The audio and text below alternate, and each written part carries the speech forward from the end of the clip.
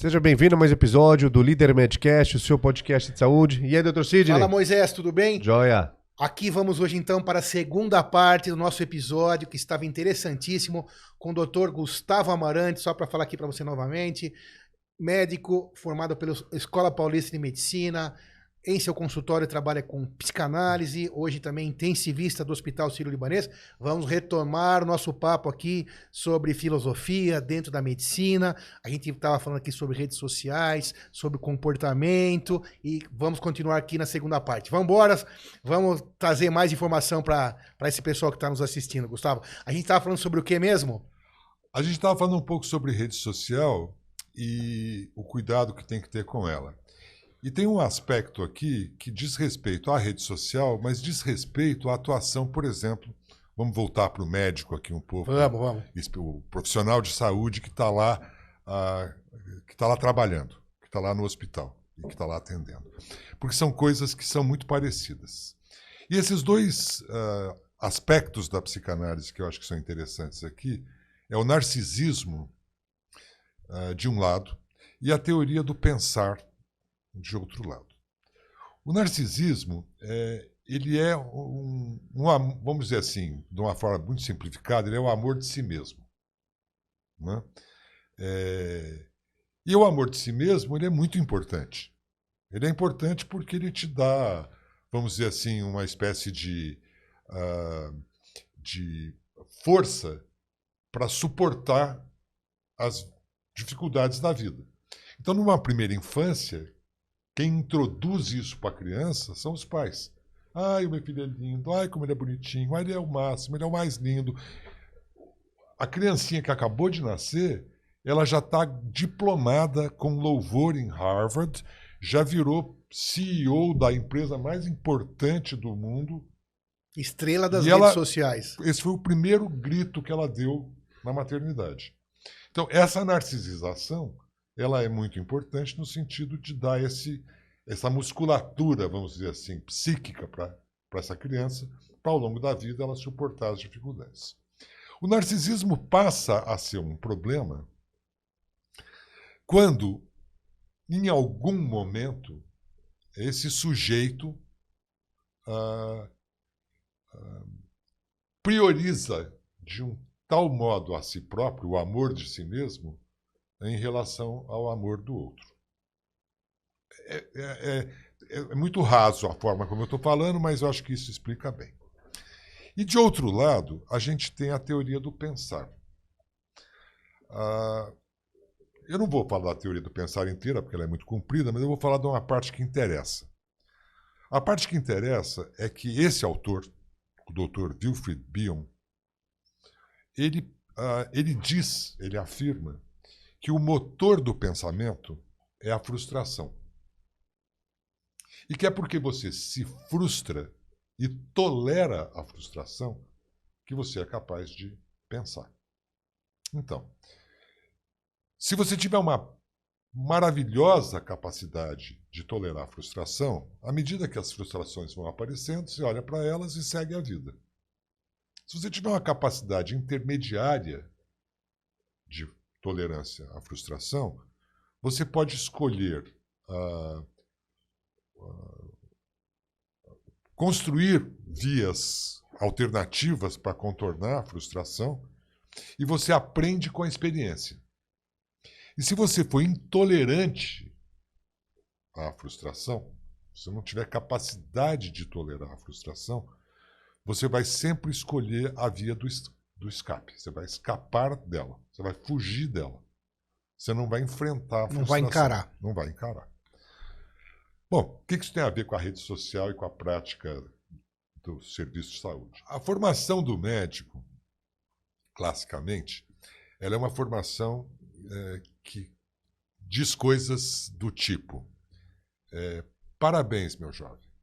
Você acaba de ingressar no curso mais difícil de entrar, que exige as notas mais altas, que ao longo de 6 anos exige dedicação exclusiva. E para contar uma historinha sobre o diretor da Yale University, há muitos anos atrás, ele fazia questão de fazer a palestra de abertura para os estudantes de medicina. E ele dizia para os estudantes: aqui vocês estão para se tornar os médicos mais importantes do mundo. Cara, é um peso gigantesco que você enfia na pessoa. É um gerador de um narcisismo brutal. O cara acha que ele é a última bolachinha do pacote. E ele esquece que antes de ser médico, ele é o ser humano, né? Isso. Acho que esse é o ponto para mim. Bom, mas ele esquece também que a última bolacha do pacote está toda amarrotada, quebrada, Não, esmigalhada. É bom lembrar desse pedaço. Né? Sem dúvida. E aí, esse sujeito que, de repente, é investido de uma importância que Convencido talvez também, né? não seja a dele, de uma relevância que talvez ele não tenha, Tiraria esse até o sujeito talvez. entra na vida. Bom, a tolerância à frustração. Qual é o conflito mais frequente dentro de um hospital? O conflito mais frequente é assim: eu quero fazer A e o doutor fulano de tal quer fazer B. E por que gera um conflito? Porque eu não arredo o pé de fazer A. E ele não arreda pé de fazer B. E quem está certo? Os dois. Porque isso aqui não é uma ciência exata, né? E aí você vai ter um enorme conflito. Aí o cara lembra daquela palestra Lá do cara do Yale. Yale, eu sou o máximo, mas o outro também é o máximo, então dois máximos E não se agora? bicam. Né? Na vida, de uma maneira geral, ensinar, porque é possível ensinar as pessoas a tolerarem progressivamente frustração, quando você consegue mostrar para elas os determinantes daquela intolerância. Então, por exemplo, eu fiz uma experiência no Sírio que foi muito interessante. Nós montamos um grupo de conversa que obedecia ao modelo Balint.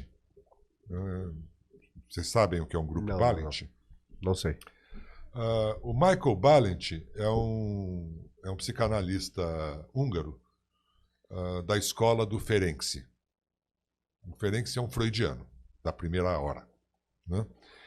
E a atenção dessa escola, a atenção principal, é sobre o que a gente chama de contratransferência. O que é a transferência? Para a gente entender o que é contratransferência. Transferência é isso que está acontecendo entre nós aqui. Né? Estamos conversando, vocês estão disponíveis para ouvir o que eu falo, eu estou disponível para ouvir o que vocês falam, de tal modo que a gente estabelece aqui entre nós o que a gente pode chamar de encontro. O que é a contratransferência? A contratransferência é o impacto que, por exemplo, a sua fala pode ter sobre mim. No caso do paciente, por exemplo, a transferência é o impacto que eu tenho sobre ele e a contratransferência é o impacto que ele tem sobre mim. Então, de repente, ele gera, eu percebo aparecer em mim. Eu vou ser menos bombástico do que os psicanalistas em geral. Eu começo a sentir sono numa sessão. Ou eu estou conversando com um médico a propósito de uma conduta e eu começo a me sentir incrivelmente aborrecido naquela conversa. Isso é um aspecto contratransferencial. Então, nós montamos esse grupo no modelo do grupo que o Balint inventou. Que seria um aborrecido, na verdade, não sabendo trabalhar com uma diversidade. Sim. Basicamente é isso. Sim. A questão é dessa frustração. Trabalhar com essa frustração, que é o ponto central da vida para mim, né? Isso. Né? E a gente fez esse grupo, e o grupo é baseado num caso. Então, alguém se propunha a trazer um caso. O caso do hospital, o caso real? Um caso em que houve um conflito. E a ideia era, a partir da apresentação do caso real... Só volta um pouquinho. Esse conflito daí pode ser tanto entre o médico e o paciente, ou entre médicos, conflito Qualquer conflito. X. Qualquer conflito. O cara traz o conflito, de preferência sem anotar nada, de cabeça, porque eu vou ouvir o relato e eu vou incluir na minha análise os pequenos esquecimentos, as pequenas confusões, porque o Freud também gostava de detalhe, porque é no detalhe que o que interessa aparece, né? Porque uma das formas do inconsciente aparecer é deslocando a força de uma ideia para uma outra ideia. Como defesa. Como defesa. Bom, e aí a pessoa relata e a gente analisa aquele conflito desde o ponto de vista emocional dos envolvidos. A pessoa que relata tem que estar diretamente envolvida. Sim. O conflito foi com ela. Sim. Então, e aí a gente abre a discussão. As pessoas começam a dar aportes a propósito do que estava acontecendo ali. Foi uma experiência notável. Absolutamente notável. Porque pratica também a habilidade das pessoas que estão envolvidas de criar esse outro olhar e sair um pouco da doença. Então, mas essa é a parte maravilhosa desse encontro, dessa experiência. Porque ela vence, por exemplo, ela venceu um certo preconceito. O preconceito que, por exemplo, psicanálise, filosofia, isso é só para pessoas muito ilustradas. Não. Tá no dia a dia. Não é só para pessoas super ilustradas. Muito pelo contrário. Esse mesmo filósofo que eu citei sobre política, o Jacques Rancière, ele escreveu um livro que talvez seja o livro mais famoso dele na América do Sul. É um livro chamado O Mestre Ignorante. Né? E o Mestre Ignorante diz o seguinte, diz que todos nós, a não ser que a gente tenha uma lesão estrutural, uma patologia, cérebro, né? uma doença que desmanchou as capacidades cognitivas e associativas da mente, todos nós somos capazes. É só uma questão de você ajustar a linguagem, né? A minha filha, por exemplo, ela brinca muito comigo. Ela fala assim, pai, você escreve muito difícil. Né? E eu devo reconhecer que de vez em quando eu faço isso mesmo. Né? Então, se você ajustar a linguagem para o seu interlocutor, isso não significa que você vai tornar o conceito raso. Só significa que você vai tornar o conceito compreensível. Tem um professor de humanidades lá da Harvard, ele dizia o seguinte para os seus alunos de pós-graduação. O cara chegava e falava assim, professor, está aqui a tese. Ele falava assim, não. Pega a tese, leva para sua avó ler. Se ela entender, você traz de volta para mim. Se ela não entender, pode escrever de novo, porque está uma porcaria. Porque não tem nenhum sentido você falar tão difícil que ninguém entende. Qual é o sentido? Não é? Seria mais ou menos como conversar com um louco. Né? Eu acho que o conceito de loucura também é um conceito muito complicado de abordar. Né? Eu tenho uma visão meio Foucaultiana sobre a loucura. Né? A loucura é uma linguagem que você não entende. Olha a angústia que causa estar diante de um louco. Porque você não sabe o que ele está falando. É mais ou menos a mesma coisa. Eu pego uma pessoa que tem um vocabulário mais simples e eu começo a falar, sei lá, um monte de coisa dificílima. Ela vai olhar e falar assim... O cara é louco. O cara é louco. Né? É isso. Essa é a nossa ideia aqui na realidade, né? Trazer para o cidadão que está ali do outro lado, trazer uma informação de maneira acessível. E mesmo hoje sendo um tema não diretamente ligado à saúde, né, Moisés? Ligado à saúde, mas não ligado à doença, né? Isso, desculpa, eu falei bobagem. Não é ligado à saúde, não é ligado à doença, né? Mas é ligado à saúde. A gente tem que trazer de uma forma que o cidadão consiga entender. Voltando um pouquinho nessa questão aí da diversidade, né, professor Gustavo? Isso para mim é um ponto crucial. Que você tem aquela palavra hoje até bastante usada, que eu confesso gosto bastante, que é resiliência, né? Que resiliência na realidade é aquela história por exemplo, de um bambuzal que com a ventania vai para um lado, com a outra ventania vai para o outro lado, mas sempre consegue retornar à sua situação de estabilidade, situação de altivez. Então, acho que o grande segredo da vida é você, para que você tenha sucesso, tenha êxito e consiga tocar a vida com tranquilidade, e sucesso, óbvio, êxito é muito relativo, né? Cada pessoa vai ter o seu e tá tudo certo, mas é você conseguir trabalhar com as adversidades, com os problemas. Porque trabalhar com sucesso é muito fácil, né? Quando você tá tudo bem, quando não tem nenhuma doença, ou tá bem no trabalho, bem com a família. O problema são as adversidades que acontecem o tempo todo. E as pessoas acho que acabam esperando, não esperando que isso aconteça. Então tem gente que pega um problema e transforma num problemão. Você tinha falado agora há pouco sobre os tipos de pessoas que trabalham com adversidade. Então acho que o segredo de você conseguir encarar a vida é ter essa resiliência, trabalhar bem com os problemas, se preparar para isso e ser parte, sempre pensar numa solução, não problematizar ainda mais as coisas. Né? Veja, a adversidade ou a diversidade, elas produzem incômodo por quê? Elas produzem incômodo porque elas são, vamos dizer assim, elas são estrangeiras à nossa experiência. Você não acorda de manhã cedo e fala assim, nossa, hoje eu estou com uma vontade danada de cruzar com um problemão. Não, você sai de casa achando que a vida vai estar legal. Isso mesmo. E de repente, você embica o carro na rua e alguém te xinga. Você... Nossa, que isso? Adversidade. E aí você chega para trabalhar, eu falei da minha filha que tem a experiência lá com as pessoas trans, etc. e tal. Como é que ela chama mesmo? Minha filha chama-se Isabela. Isabela em breve aqui também para bater papo com a gente. E aí você se defronta com uma pessoa trans. Isso não faz parte do seu cotidiano. Saiu da rotina. É estrangeiro.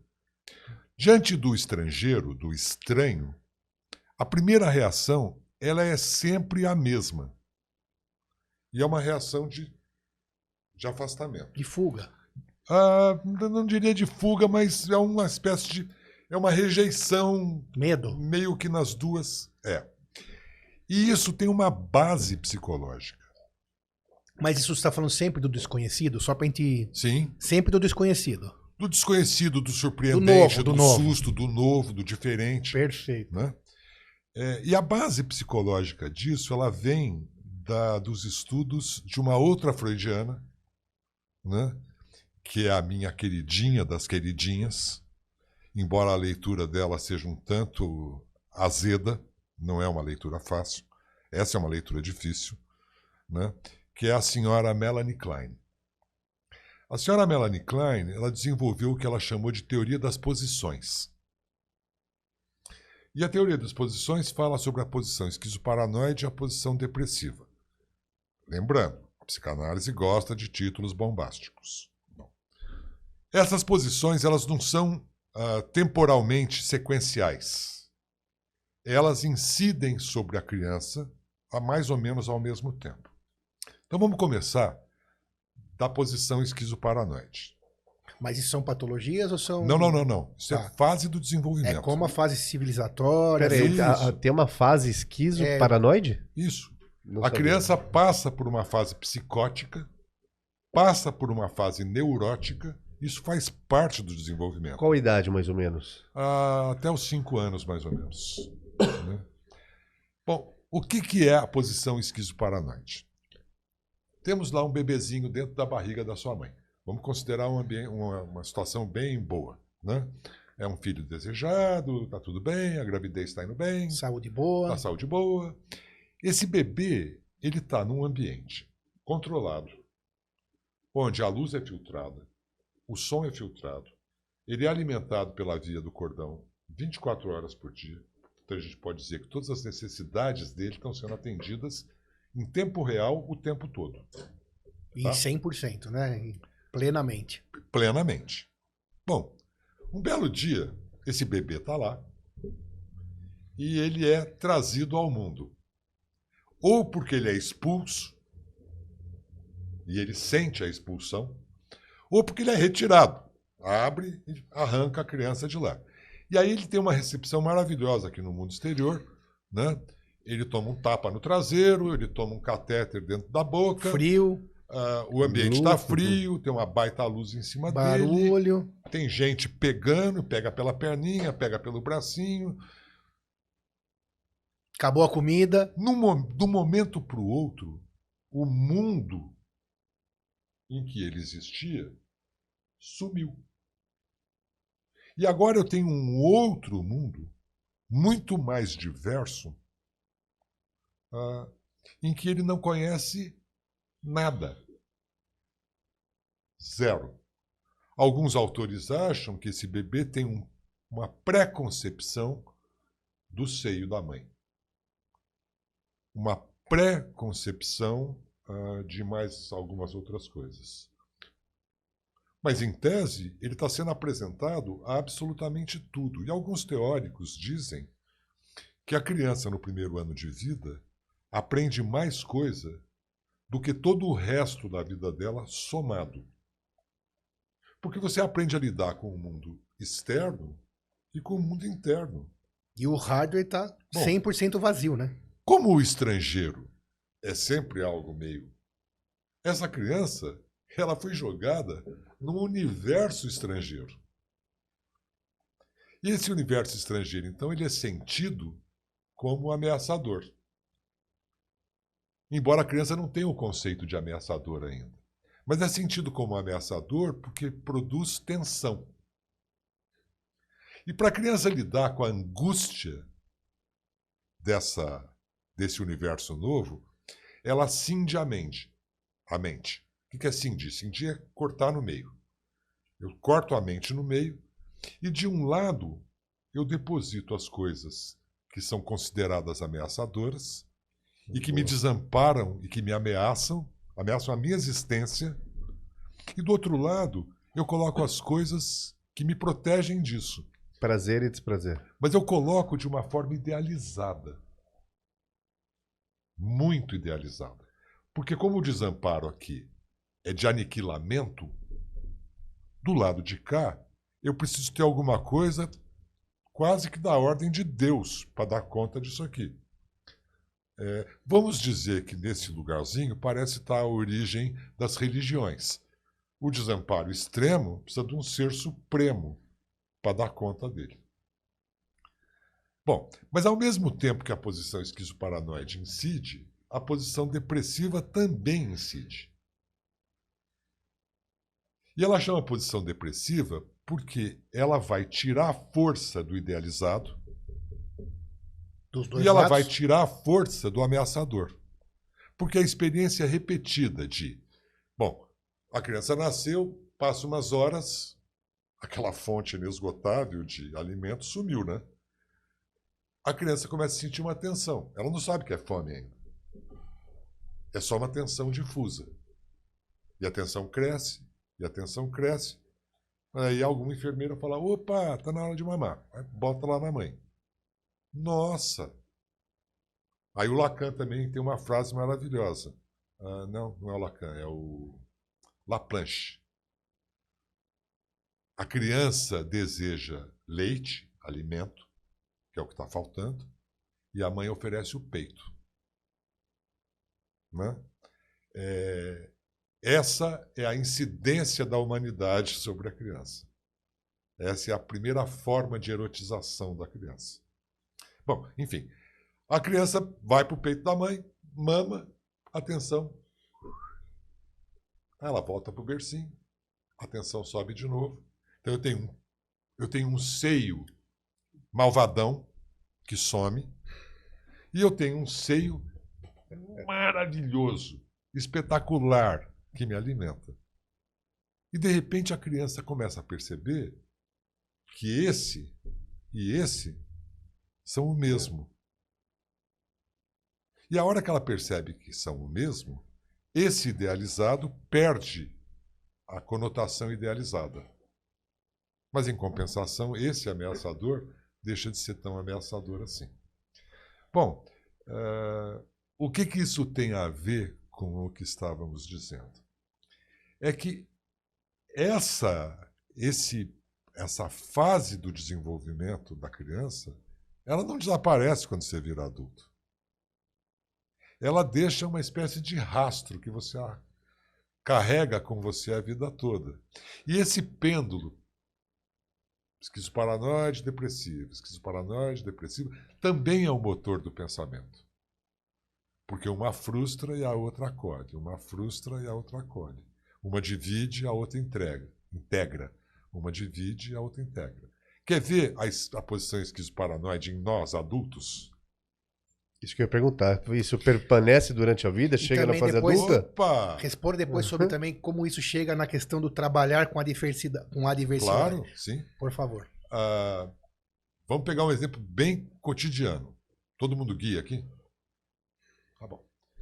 Você está no seu carro na rua. Tranquilinho, domingão, tá um céu bonito, você está indo almoçar com a família. Você toma uma fechada daquelas que por um tris não vira um acidente danado. E você se pega por alguns segundos pensando, eu vou matar esse blá, blá, blá, blá, blá, blá, caveirinha, faquinha, bombinha, etc. e tal. Isso é posição esquizoparanoide. Esse sujeito me ameaçou de uma tal forma que eu preciso de uma reação proporcional. Vamos para o cuidado com a diversidade. Como a diversidade ela se apresenta como um estrangeiro, num primeiro momento ela é sempre ameaçadora. Imagina que toca a campainha da sua casa. Eu já vou pedir desculpas porque eu vou usar um estereótipo aqui daqueles. Mas enfim, é só um estereótipo. É uma caricatura. Toca lá a campainha da sua casa, você abre a porta e tem um sujeito com roupas esquisitas, turbante, túnicas, com cinturões de couro, metralhadora, fuzil, facão na cintura. A primeira reação é essa. Porque aquilo é estrangeiro. Porque aquilo é súbito, porque aquilo é inesperado, porque aquilo é inaudito. Mesmo que não tivesse arma, eu acho. Mesmo que não tivesse. Mesmo que fosse... 3 horas da manhã só alguém. Um turbante na cabeça às 3 da manhã já... E aí, depois daquele momento que você fez assim, uma voz fala assim pra você, e a voz parece vir de lá, do esquisito. Oi, tio, estamos voltando da festa fantasia.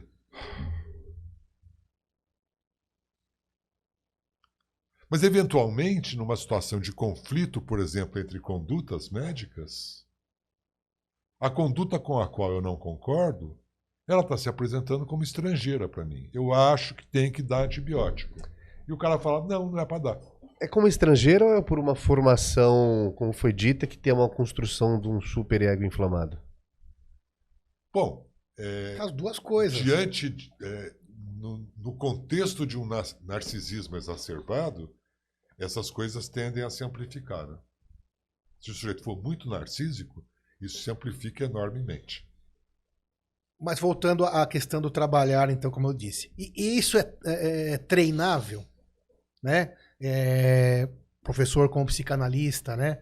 Porque o senhor concorda um pouco que trabalhar com os problemas é extremamente importante, a forma com que a pessoa trabalha, para que ela não entre num ciclo de depressão, não entre numa crise de ansiedade. Todos estamos sujeitos, óbvio, né? E só não acontece com quem não faz.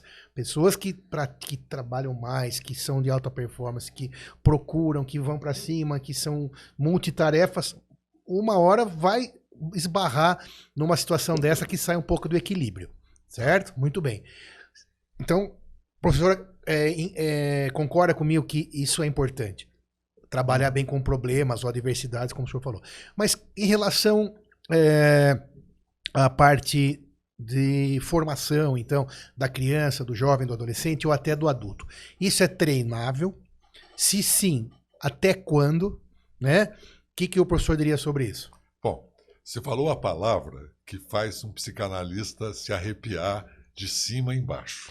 Se arrepiar com fuga ou pro bem? Não é se arrepiar pro bem, não. Então gostei da minha pergunta, vamos lá. Foi boa. Porque ela me permite apresentar a psicanálise. Isso. A psicanálise é um método de psicoterapia, como existem uma porção de outros. Ela não é nem melhor, nem pior do que os outros.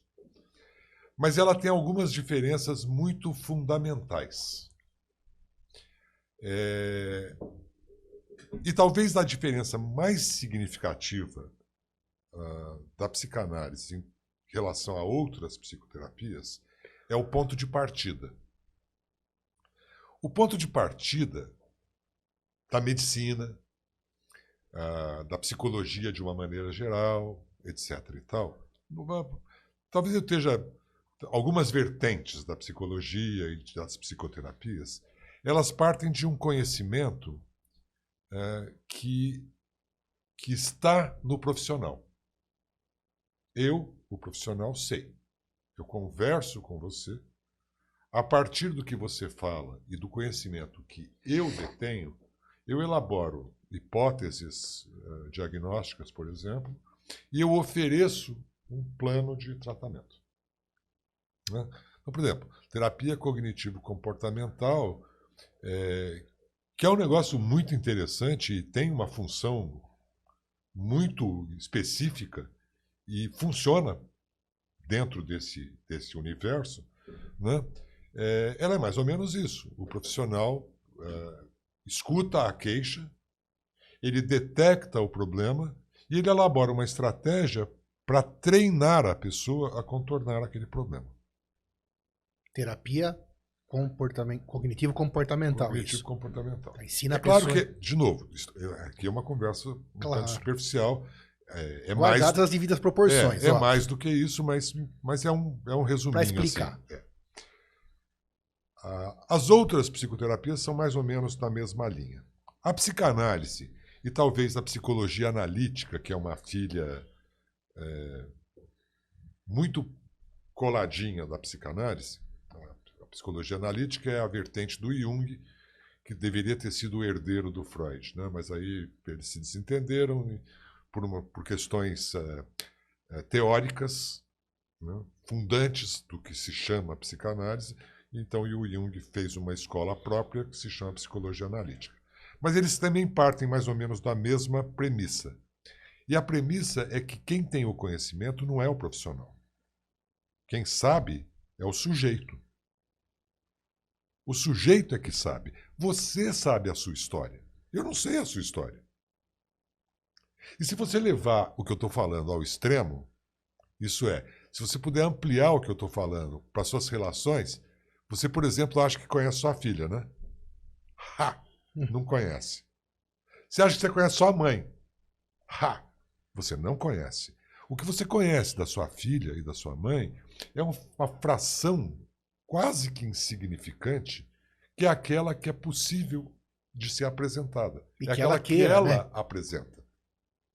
Então, na verdade, toda manhã, quando você acorda ao lado da sua esposa na cama, né, você não se dá conta, mas você olha para o lado e fala assim, quem é essa estranha que está aqui? Não, mas talvez seja interessante ficar com ela mais um pouquinho. Você faz essa escolha todo santo dia. Concordo e se ao mesmo tempo é muito assustador saber que você não conhece nem a sua filha, nem a sua mãe, nem a sua mulher, e muito menos as outras pessoas, por outro lado, isso abre a possibilidade de você poder conhecer um pouco a mais daquele estranho a cada dia, a cada momento.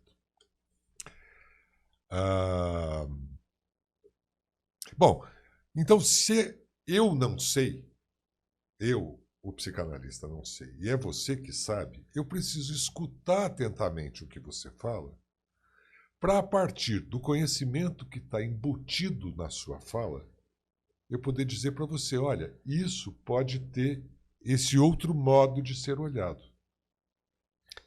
E para quem nunca fez terapia, que pode ser o seu caso que está aí do outro lado, a pessoa pode acreditar, mas eu sei, eu me conheço, eu sou fulano de tal, faço isso há tanto tempo, sou mais ou menos assim e tal.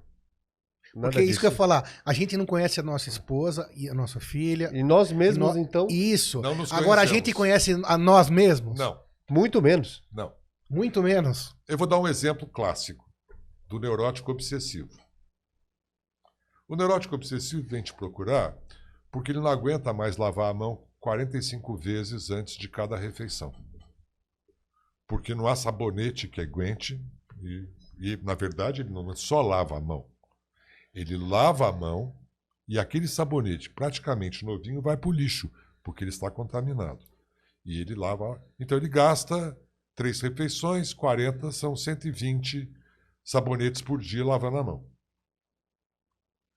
E ele sabe que aquilo não tem nenhum sentido, que aquilo é ridículo, que aquilo não tem cabimento. Mas ele não consegue não fazer. E todas as vezes que ele tenta não fazer, a angústia é tamanha Que ele volta a que fazer. ele volta a fazer. Então ele chega para você e fala assim, pois é, eu vim aqui porque eu lavo a mão 40 vezes por dia, jogo 40 sabonetes por refeição no lixo, etc e tal. Eu sei que é uma idiotice, mas eu simplesmente não consigo não fazer. E eu não sei por que eu faço. Ele não se conhece. Isso é um caso extremo para facilitar o nosso entendimento, né? Esse não é tão extremo assim, não. Eu também concordo. De limpeza, extremo? Não tem nada de extremo. 40 sabonetes por refeição. 40 talvez tenha sido um número mais exagerado. Mas 3, imagina 3. Não, mas às vezes o número é enorme mesmo. 40 tá bom, eu exagerei Não, mas mesmo no número. assim... Mas que sejam 3. Seja um sabonete por dia. Mas você tem você tem outros rituais obrigatórios. E veja, se a gente pensar sobre a própria vida, pode ter certeza que você tem o seu ritual, você tem o seu ritual, também tem o meu ritual. Claro. Por que a gente não é neurótico obsessivo? Será? Porque se eventualmente... Não, a gente tem restos. Será? Mas a gente não está... Inclua fora dessa. A gente não está adoecido disso. Mas os restos Todos estão temos, lá, todos temos. Quando você olha para os rituais eles cumprem uma espécie de papel. Um papel que apazigua alguma angústia. Sensacional. Né? Mas se o ritual ele se torna impositivo de uma tal forma que você não pode viver sem ele, aí você adoeceu. Esse conceito ele também tem sido um tanto questionado, o de que a doença é um excesso. Né? Se a gente lembrar, a doença vem de pathos. Pathos em grego é paixão. E paixão significa excesso. Então os excessos produziriam um adoecimento. Isso é um tanto questionável hoje em dia, etc. e tal, mas de qualquer modo, para a psicanálise, os excessos ainda são relevantes. Né?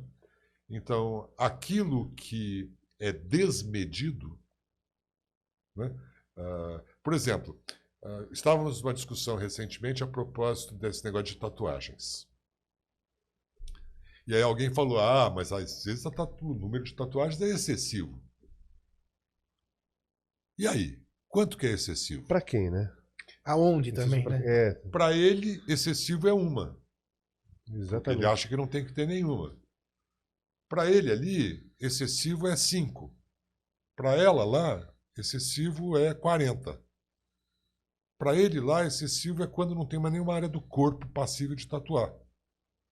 Então, a definição de excessivo fica meio borrada.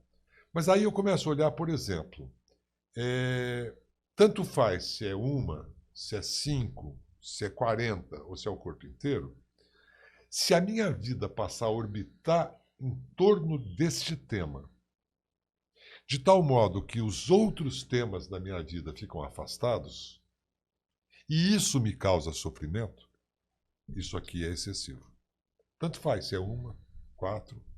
Então, vamos pegar um exemplo da modernidade. O excessivo pode ser uma mídia social, pode ser um trabalho, pode ser uma pessoa de relacionamento. As pessoas têm enlouquecido com academias. Eu ia falar isso agora. Pode ser até exercício. Isso.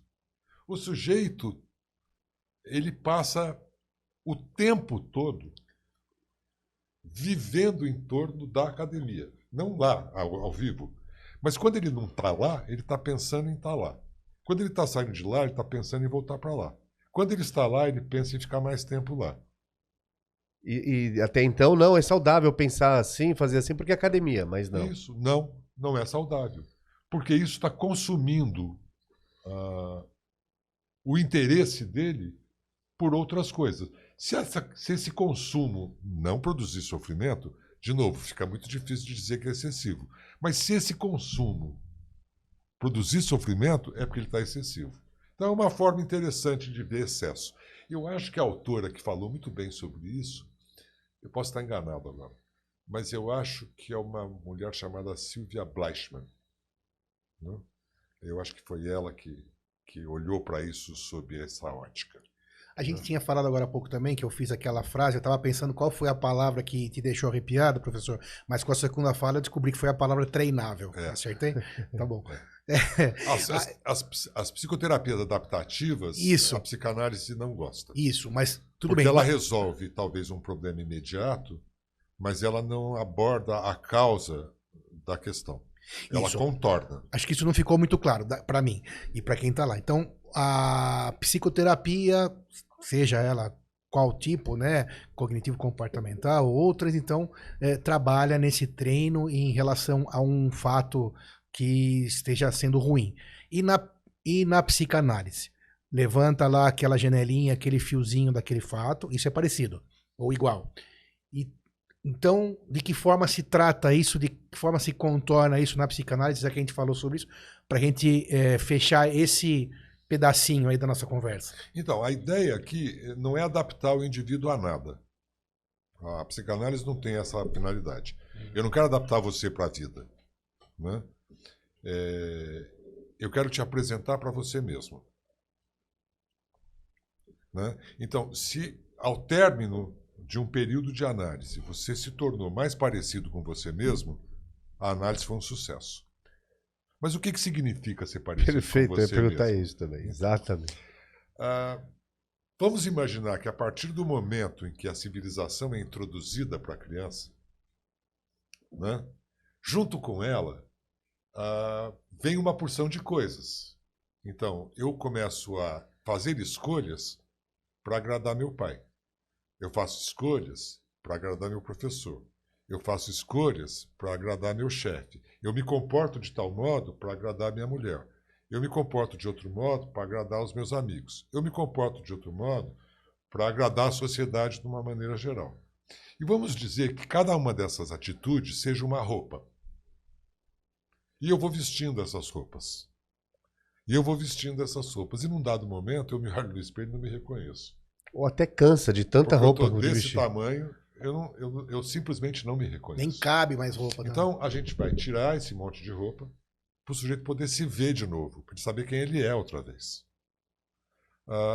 Isso não significa que depois de uma análise, o sujeito está autorizado a sair por aí falando o que dá na telha. Não, a gente vive em sociedade, a gente precisa viver de uma maneira que inclua o outro, e não que exclua o outro.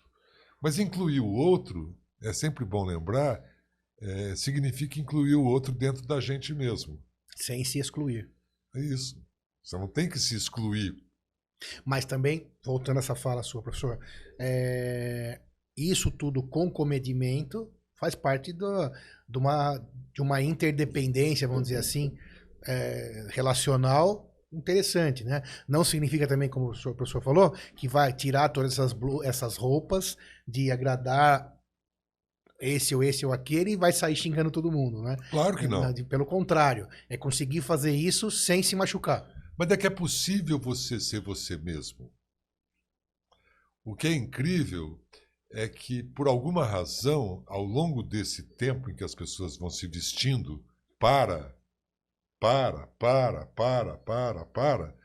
elas, de alguma forma, perdem a confiança em si próprias. Né? Ou até se E aí, esquecem. de repente, você está se relacionando com alguém que simplesmente não existe. Você tá se relacionando com alguém que é uma fantasia de alguém. Né? Então, psicanálise, por exemplo, é muito comum que os indivíduos, no princípio da análise, muitas vezes eles se tornam mais arredios. Né? O sofrimento, muitas vezes, ele até se intensifica num primeiro momento para depois abrandar. Porque ele vai entender aquela confissão e vai perceber aquela confissão que ele fez que está nele. O interessante da psicanálise é que primeiro porque existe uma opção de mitos a propósito da psicanálise. Né? Então, um dos mitos é que o analista não fala. Só ouve. Bom, Se o cara não fala, então para que falar com o analista? Fala com o poste da esquina da sua casa, que dá na mesma. É claro que o psicanalista fala. Mas a ideia do silêncio do analista, ela cumpre duas funções. Uma, que eu tenho que estar silencioso para escutar o que o cara está falando. E a outra é que eu preciso estar silencioso para perceber o que está por trás do discurso manifesto que está ali. Né? E aí sim eu vou intervir. Nesse momento eu vou intervir. Um outro aspecto muito interessante, que é de um pós-freudiano, que é o Dr. Biel, ele diz que a sessão de análise ela tem que se dar sem memória e sem desejo. E isso é muito interessante, porque isso introduz um outro conceito que vale para a vida como um todo, não só para a psicanálise. Mas sem memória e sem desejo para o profissional ou para o paciente? Eu não entendi também. Sem memória e sem desejo para o profissional. Porque ele pode desejar que... Eu não posso ficar na sessão pensando no que ele disse a semana passada ou no mês passado. Porque se eu ficar pensando no que ele falou a semana passada, eu vou parar de escutar o que ele está falando agora. Porque tem evolução, né? Se eu desejar, se eu estiver ali ouvindo o sujeito falar, desejando enormemente que ele melhore, que ele fique bem, eu também vou parar de escutar. Porque eu vou estar saturado pelos meus próprios pensamentos. Impondo, né? Ou de passado, memória, ou de futuro, desejo. E eu deixo de escutar o cara. Pensa numa conversa para resolver um problema da sua vida. Qualquer problema. Olha lá, teve uma desavença familiar lá. Então, sentamos para uma DR. Por que as DRs dão errado? De maneira geral. A DR dá errado porque ela começa trazendo uma tonelada de passado. E depois ela oferece outra tonelada de futuro. Mas ela não fala nada daquele momento ali. Que é o mais importante. Que é o mais importante, que é o que você está nele. Né? Tem um livro da Hannah Arendt, que eu não vou lembrar o nome dele agora aqui, e que ela diz que os humanos sofrem de 2 tipos de angústia. Isso vale para o médico. Os médicos apanham muito disso também. Mas vale para todo mundo. E ela diz que a gente sofre com as angústias do passado e com as angústias do futuro. E que as angústias do passado, elas ocorrem porque o passado não é passível de ser modificado. O que aconteceu, aconteceu. Mas a gente tem a tendência de olhar para trás com os olhos de agora. E aí eu falo, nossa, sim, olha a burrice que eu fiz. Não, não foi burrice. Aquilo era o que era possível naquele momento. Eu estou olhando agora porque eu sei tudo o que aconteceu de lá para cá. Aí fica fácil. É que nem o médico do dia seguinte. Nossa, o cara não fez o diagnóstico. Não, ele não fez porque o cara tinha acabado de chegar, né? Claro. Agora ele já foi examinado, já fez um monte de exame, etc, biópsia, até... aí qualquer tonto faz, né? Isso aí. Bom, fiscal de obras prontas, né? Qual é a vacina que ela diz que funciona para a angústia do passado? Ela diz que a vacina é o perdão. E veja, perdão, não é desculpa. Porque não há culpa. Você só desculpa quando há alguma culpa. O perdão é um termo que vem do francês, que significa através de um presente. E qual é o presente que eu dou para o meu passado que atenua a angústia do passado? É o de olhar para ele desse modo. Aquilo foi o que foi possível fazer. Ah, mas não foi bem, deu ruim. Mas era o que era possível fazer. Eu era jovem, eu não tinha experiência. Naquele momento pareceu ser a melhor coisa.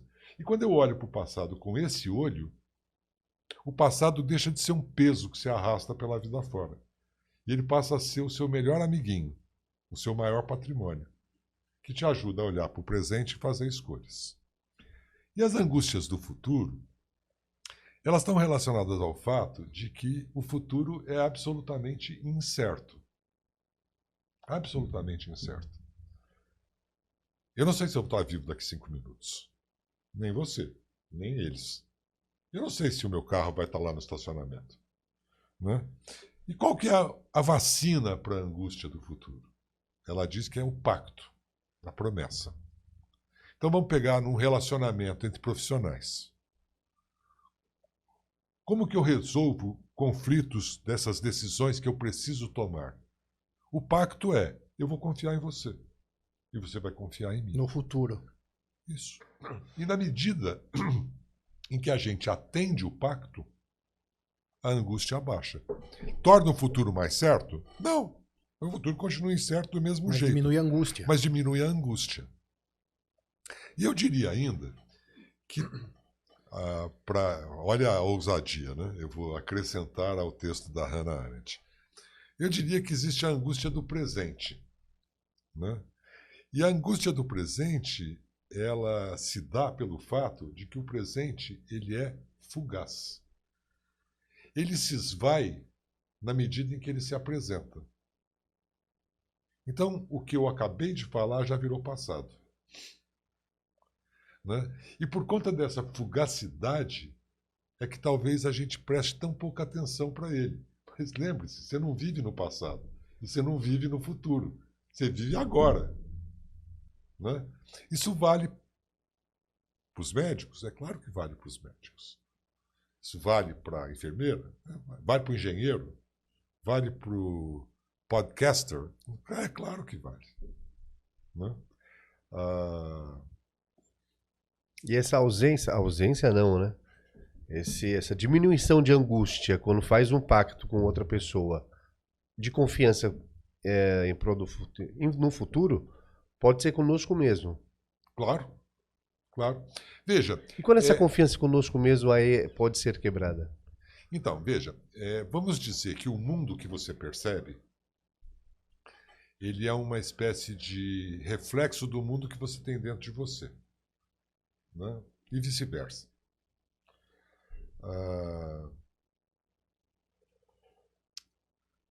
Eu não me lembro se é o Blakely, acho que é John Blakely, que dizia que o mundo que a gente vê não é o mundo que existe. Né? O mundo que existe seria o mundo da coisa em si. E a coisa em si não é acessível. Né? O que você vê é aquilo que você é capaz de perceber da coisa em si. Então, o mundo tem uma porção de coisas que você vê. O mundo externo. Então, eu estou aqui sentado, estou vendo a caneca dele, o óculos, a sua caneca, os microfones, eu estou vendo as luzes, etc. E tal. Isso é o que eu percebo da coisa em si. E dentro da gente, eu também tenho uma porção, a gente pode chamar de, por exemplo, núcleos. Eu tenho núcleos neuróticos, eu tenho núcleos psicóticos, eu tenho núcleos perversos, eu tenho núcleos melancólicos, eu tenho núcleos alegrinhos, eu tenho núcleos... eu ia falar de felicidade, mas aí eu lembrei do Luc Ferry, que detesta o conceito de felicidade. Vou deixar só os alegrinhos mesmo. E eu lanço mão, ou de alguma forma esses núcleos se tornam mais atuantes a depender do que eu vejo no mundo externo. Então é como se eu tivesse uma população do lado de fora que conversa com uma população do lado de dentro. E conforme aquilo que está aqui fora, coisas serão acionadas aqui dentro. Né? Então é possível que você perca a confiança em si mesmo. É possível. É possível porque, por exemplo, você não foi narcisizado o suficiente. É possível porque você percebeu. Essa é uma outra coisa interessante. As pessoas acham, talvez por causa do conceito inicial de trauma lá que o Freud tinha, para usar quase uma piada dos analistas, né? A culpa é da mãe. Coitada da mãe, a mãe só toma bordoada. Então, mas a culpa é da mãe, não é exatamente que a culpa é daquela mulher que pariu uma criança. Quando a gente fala que a culpa é da mãe, de alguma forma a gente está dizendo que a culpa é de uma função materna que se exerceu de uma maneira mais insuficiente do que seria adequado. Lembrando que a função materna não é uma exclusividade da mãe. Ela talvez seja predominante na mãe por causa da arquitetura da nossa sociedade. Mas um pai pode exercer função materna. Médicos exercem função materna a dar com pau com os seus pacientes, né?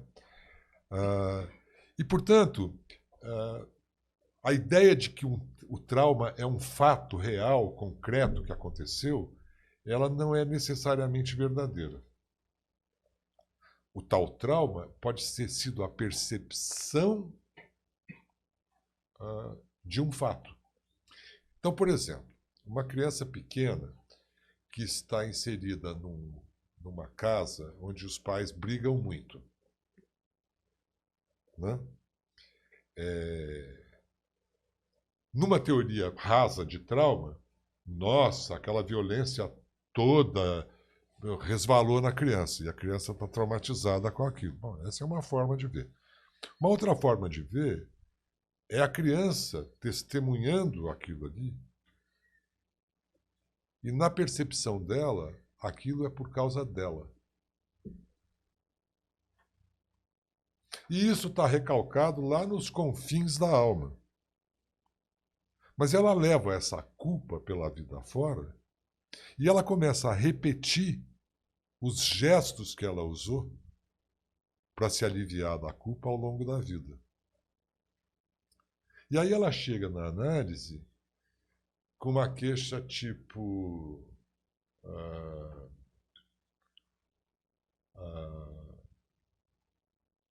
eu sou muito controlador.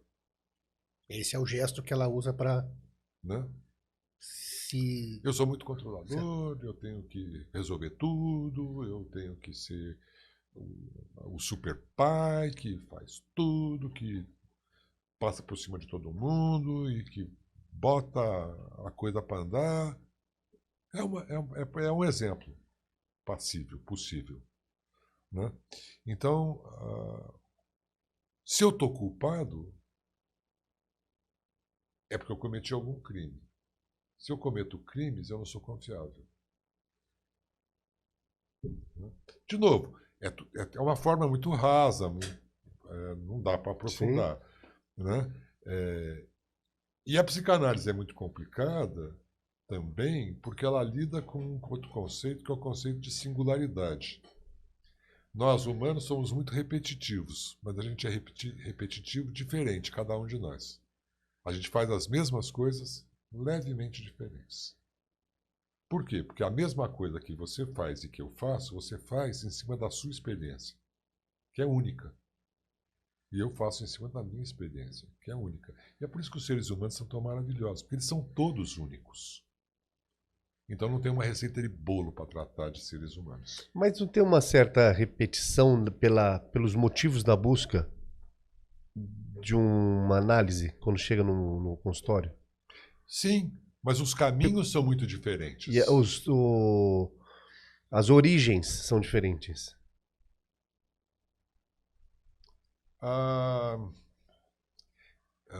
Eu vou te dar um exemplo pessoal, tá? Interessante. Eu fazia supervisão com um analista muito querido e era na casa dele. A casa dele já era um lugar, era um evento. A mulher dele é uma arquiteta, a casa toda era muito bonita. E numa das paredes da sala dele, ele tinha uma réplica de um quadro do Jackson Pollock. Jackson Pollock é aquele cara dos espirros. Tem uma sequência, acho que são 50 ou 60 quadros daquela linha. E ele tinha um na casa dele que ele comprou no MoMA, em Nova York. E ele pôs lá na casa dele. E ele foi fazer um café para mim lá, sei lá eu, e eu pensei em perambular pela sala dele e me defrontei com esse quadro. E o quadro me pegou, o quadro me capturou. E eu não consegui entender por que aquele quadro estava me deixando tão incomodado e tão... Parecia que o quadro queria me falar uma coisa e eu não estava entendendo o que o quadro queria me falar. E foi até uma supervisão ruim, porque eu estava capturado pelo quadro. Eu não estava conseguindo prestar atenção no que ele estava falando. Bom, aí eu saio da casa dele para voltar para minha casa. E eu entrei no carro e foi ele fechar a porta, eu fui acometido de um insight. E eu entendi por que o quadro tinha me incomodado tanto. Uns anos antes eu tinha levado os meus filhos para conhecer o Cabo Canaveral. Não recomendo, é um programa horrível. É um monte de foguete enferrujado, é ruim. Mas o programa estava tão ruim que a gente falou assim, a gente precisa achar alguma coisa interessante para fazer aqui. E tinha uma espécie de planetário lá. E a gente foi nesse planetário, e o planetário expunha imagens do Hubble. Né? Esse novo web não existia ainda. E a gente foi lá para ver, pô, quem sabe salva o programa, né? Porque esse programa foi uma porcaria. E eram umas poltrononas, a poltrona reclinava, você ficava olhando para aquela abóbada, e aí começa a projetar as imagens dos confins do universo. Bom, o que isso tem a ver com o Jackson Pollock? Bom, o que eu percebi olhando para o quadro do Jackson Pollock é que ele tinha pintado os confins do universo. Mas como ele poderia ter pintado os confins do universo se o Hubble não existia quando ele pintou aqueles quadros? E o incômodo que eu estava tendo era a percepção de que o universo que nos circunda é o mesmo que nos habita. Caramba, já estava lá dentro dele. E ele nem ele sabia, mas não sabia a proporção. O Hubble, para quem não sabe, é o telescópio, o Hubble que enxerga o universo. Que é um telescópio fraquinho perto do novo. Atual, né? Mas para nossa época era o As incrível. imagens do Webb são, eu vi poucas, mas elas são deslumbrante pouco. É muito pouco. Mas esse conflito é pesado, né? Quando você começa a ver um cidadão que nunca imaginou ver uma imagem dessa pintar a própria imagem, né? Na sua frente. Então, e você se incomodou com aquilo te agarrou de uma forma que na hora você não percebeu. Mas a experiência e a sua caminhada te facilitou ter um insight rápido? Possibilita isso? Possibilita. Embora existam... Tá bom, eu vou contar outra história pessoal. Quando eu fui buscar análise, essa última análise sobre... Eu sou psicanalista, mas eu preciso me submeter. Preciso não, né? Eu me submeto à análise, faz parte do trabalho. E talvez seja a coisa mais importante para um analista é ele próprio ser analisado. E quanto mais analisado ele for, maior vai ser a capacidade dele de ouvir pessoas. E cuidar de pessoas. Bom, e aí eu vou buscar análise com esse analista, com quem eu estou há 11 anos. E aí eu falei para ele que eu estava lá, porque não sei o quê, porque isso... na verdade é mais de 11 anos. Porque isso, porque aquilo. E ele falou assim, depois de um tempo, quase uma hora, ele falou, tá bom. Você volta aqui tal dia para uma segunda entrevista. Porque eu preciso saber se a sua demanda justifica a análise ou não. Porque se sua demanda for essa que você está me dizendo, talvez não justifique você fazer a análise. Então eu falei, tá bom. E eu fui para casa. E aquele negócio ficou na minha cabeça. E eu falei assim, o que eu não falei para ele? E que ele não identificou como uma demanda. Eu falei uma porção de coisas, mas eu não falei da minha dor. E se não há dor, vou fazer análise para quê? Aí você pode dizer, então você... Só fazer uma pergunta, desculpa, doutor, te cortar, mas se não há dor, fazer análise para quê? Pode falar, só mais um... Depois eu falo sobre isso. Depois, perdão, exato. Vamos guardar isso aqui. Perfeita a sua pergunta. Sim. Mas é isso Adorei mesmo. isso, mas termine esse raciocínio, depois vamos falar sobre isso. Se não há dor, não há razão para análise. Não, mas eu também agora me vem uma interrogação na cabeça. É a dor da alma, a dor psíquica. A dor daquilo que quer vir à luz do dia e não consegue. E que só consegue através do sintoma. O sintoma é lembrar aquilo que, entre aspas, foi esquecido. Aquilo que foi recalcado. O sintoma que traz a dor. Com a dor psíquica, qualquer sintoma. Se não lembrar, Então, o sintoma do obsessivo é uma lembrança daquilo que produziu a obsessão. O que produziu o adoecimento. É a dor que foi recalcada e que aparece dessa forma. Na neurose de angústia, a angústia exacerbada, ela é a lembrança daquilo que foi esquecido, que foi apagado. Que, na verdade, não está apagado, está lá se manifestando de outro jeito. Então, se não há dor, não há razão de análise.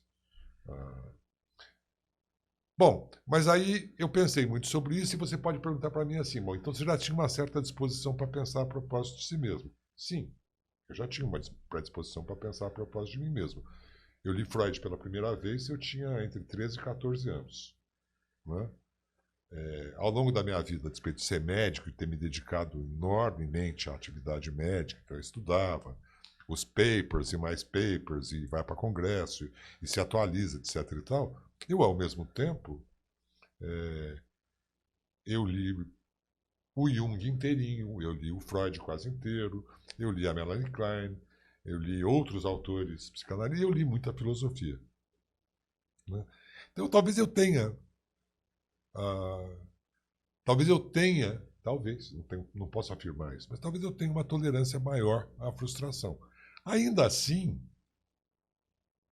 eu percebi em mim por que ele me apontou o dedo na cara e falou, olha, querido, não vou perder meu tempo batendo papo, porque nós não estamos aqui para bater papo. Né? E a partir disso, eu comecei a pensar sobre essa dor. E quando eu voltei para a segunda entrevista, eu falei para ele assim, eu acho que eu vim aqui por causa de tal coisa. Aí ele olhou para mim e falou assim, ah, bom, a entrevista terminou, pode ir embora, semana que vem começamos o nosso trabalho. Agora temos uma demanda para análise. Né? Então, você saber que você tem dor psíquica, que você tem um sofrimento psíquico, também é importante. A realização de que isso está lá.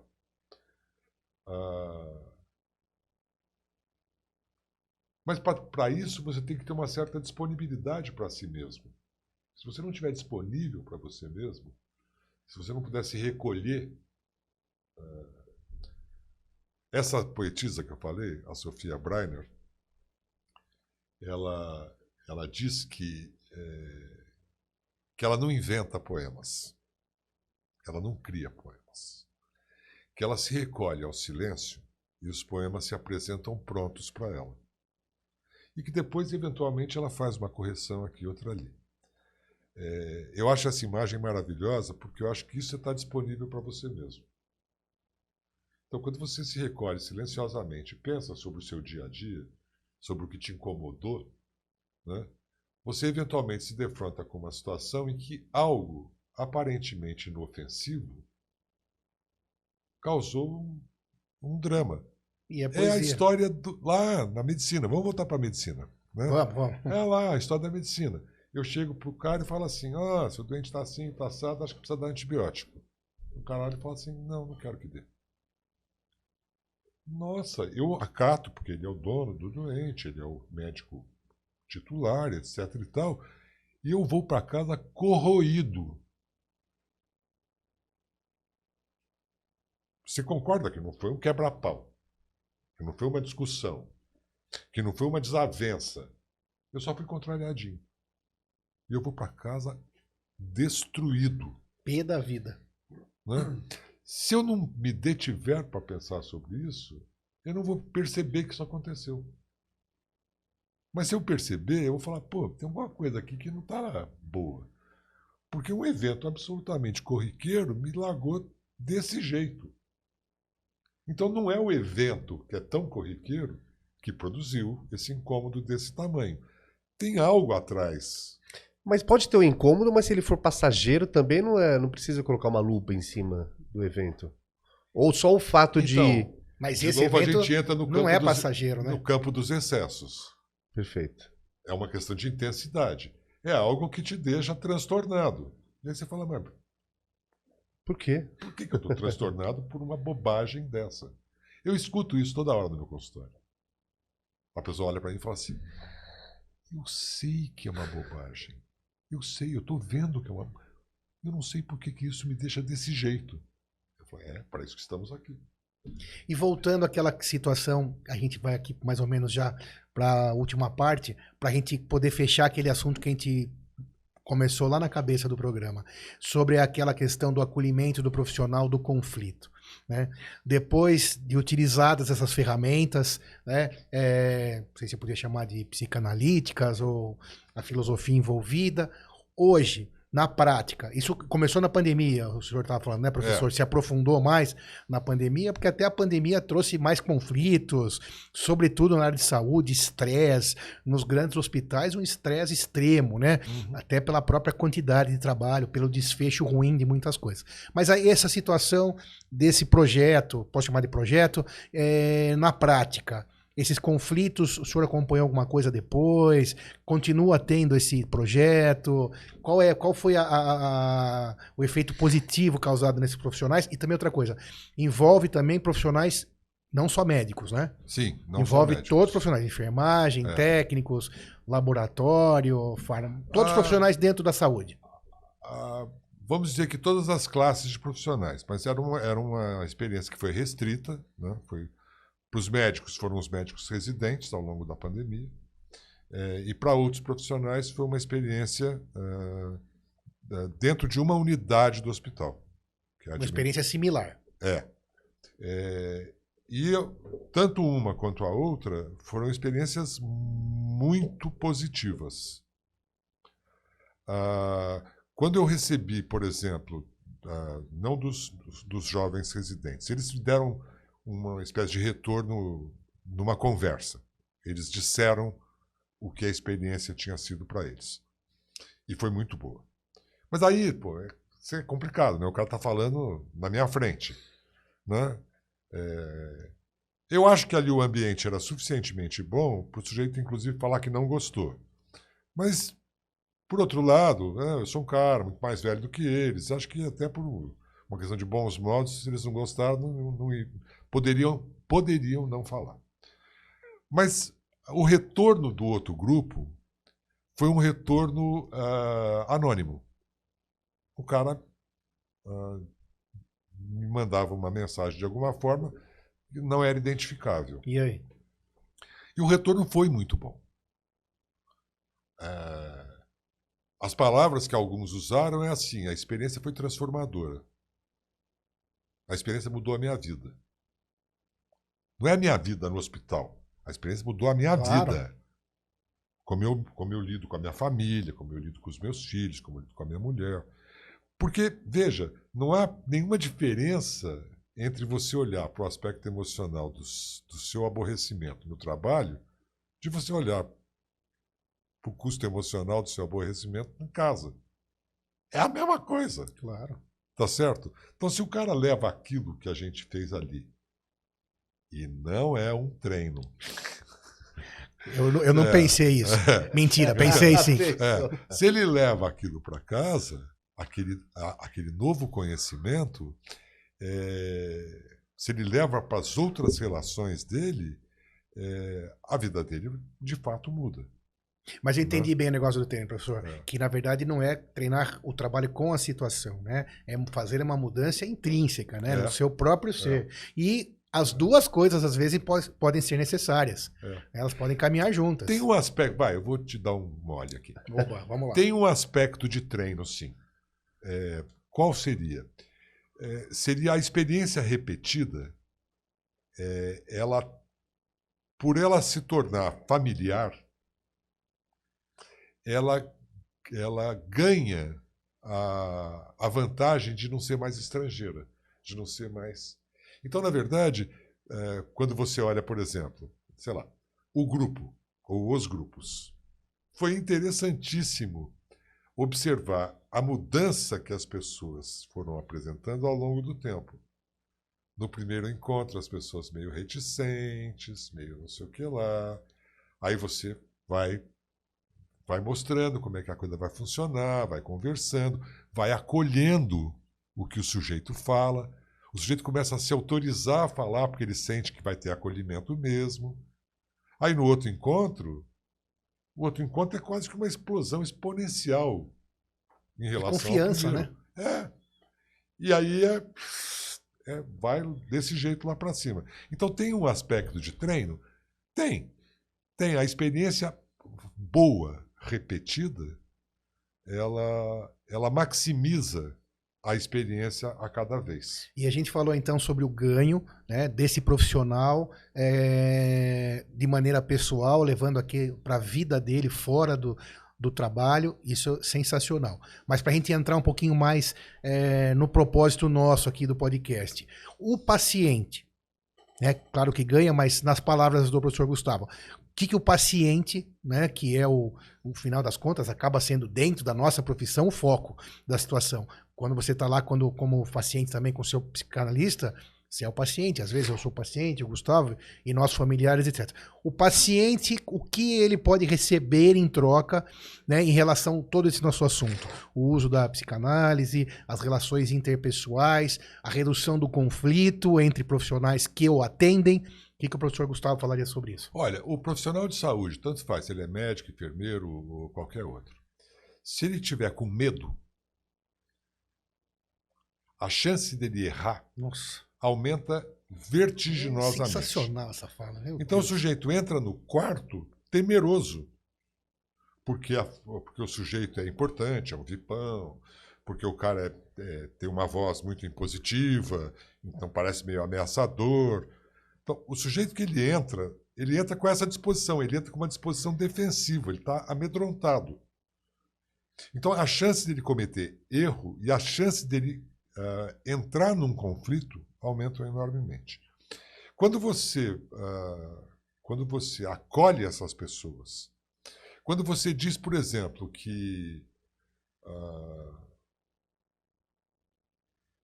um paciente que está exasperado com o diagnóstico que ele acabou de receber, ele começa a vociferar dentro do quarto que todo mundo aqui é incompetente, todo mundo aqui é burro, não sei o que lá, ele não está falando para você.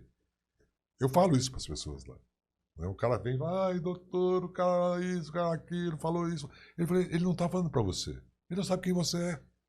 Ele não te conhece. Como ele pode dizer que você é burro? Ele não sabe quem você é. Ele está falando de dentro do momento dele. Ele está exasperado. Acabaram de contar para ele que ele tem câncer. Né? Então, incompetente é a vida, que deu um câncer para ele. No auge da juventude, da força, do poder, esse cara agora, em vez de jantar no restaurante chique, fazer a viagem maravilhosa, jogar tênis com os amigos, ele vai tomar um lanho desse tamanho na barriga, vai tirar coisa, vai passar uma dor danada, talvez tenha que fazer mais tratamento, talvez isso abrevie a vida dele. Esse cara está desesperado. Ele tudo não está falando, ele parece estar falando de você. Mas ele está falando para você do que ele está experimentando, do que ele está sentindo. E eu compreendo perfeitamente bem que é muito difícil, porque o cara olha para você e fala, seu burro, parece que é com você, né? Mas não é. Não é? Então, essas abordagens, elas, para usar um termo que a gente usou aqui, que eu acho que é bem apropriado agora, elas instrumentalizam esses profissionais a lidar com essas coisas. E isso diminui a angústia do profissional, diminui a chance dele fazer um burnout. Né? As pessoas, tem alguns analistas também que se arrepiam com esse termo. Mas burnout foi um termo inventado por um psicanalista, chamado Freudenberger. Né? Foi ele que inventou esse termo. Diminui burnout, diminui as consequências de um burnout, que não são poucas. E por que tem alguns especialistas ou profissionais que não gostam do termo burnout? Porque o termo burnout ele veio emprestado da aeronáutica. Burnout era o termo que você usava quando a turbina pifava por exaustão. Né? E como esse psicanalista era americano, eu devo confessar que existe uma certa animosidade com relação a psicanalistas americanos. Porque talvez eles sejam um tanto adaptativos, etc. e tal. O que também não é verdade. Tem psicanalistas maravilhosos nos Estados Unidos, eu conheci alguns, e são muito bons do ponto de vista de conhecimento teórico e da produção de pensamento que eles têm. Mas a vantagem de você acolher para o paciente é enorme. Você vai ter um profissional mais seguro, menos amedrontado, que, portanto, comete menos erros. Você vai ter um profissional menos exausto, menos despersonalizado, né? Menos desvalorizado diante de si mesmo, né? Então, esse cara ele vai exercer o saber dele com uma tranquilidade que seguramente evita erro, que seguramente evita equívoco, que seguramente evita um monte de conflitos. Ou até comunicação de dois profissionais Claro. em prol do paciente. Sim. Um quando fala de um antibiótico, uma medicação, Sim, uma conduta. Porque o conflito se dá entre as múltiplas partes, Sim. não é? Não tem um privilégio do Sim, conflito. Não é? O conflito se dá entre enfermeiros, entre enfermeiro e fisioterapeuta, médico e enfermeira, enfermeiro e paciente, paciente e médico, e por aí vai. Embora eu deva reconhecer, porque seria desonesto da minha parte não reconhecer, que o médico é um ser privilegiado neste universo da saúde. Ele é privilegiado porque ele, por razões que não são exatamente legítimas, ele é considerado o topo da cadeia alimentar. Né? E eu discordo dessa ideia. Eu acho que ali existem múltiplos saberes, eles todos se complementam, um não vive sem o outro, a gente estava conversando antes. É possível existir um hospital sem médicos, mas não é possível um hospital sem enfermeira. Não tem hospital sem enfermagem, simplesmente não existe, não tem. Então são saberes que são diferentes, que são complementares e que deveriam ter a mesma importância. Funcionar com a mesma importância, com a mesma relevância, com o mesmo respeito. Mas não funciona assim. Né? Melhorou em relação ao passado? É isso que eu ia falar. Não, melhorou. Tem uma evolução. Não, melhorou brutalmente. É o paraíso? Não. Ainda não é. Né? E nunca vai ser, porque o paraíso não existe, né? É só a mitologia. Né? Mas progrediu muito. As relações hoje se dão de uma forma muito mais respeitosa. Que é o que tem que ser, né? Que é o que tem que ser. Um outro termo que está muito na moda é o tal do compliance. Uhum. Quando foi instituído um escritório de compliance dentro do Sírio, todo mundo ficou muito temeroso. Nossa, isso vai só causar problema e blá, blá, blá. E estão apontando o dedo para a gente e tal. E aí, não deixa de ser um trabalho meio de psicanálise, filosofia e conhecimento, né? Não. A função disso aqui não é essa. A ideia aqui não é ficar apontando o dedo para ninguém.